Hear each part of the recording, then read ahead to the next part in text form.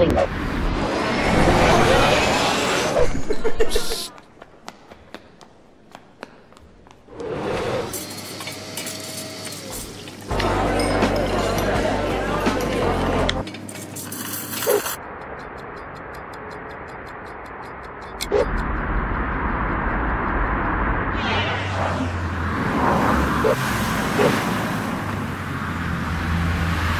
Guten Morgen, die Österreicherinnen und Österreicher.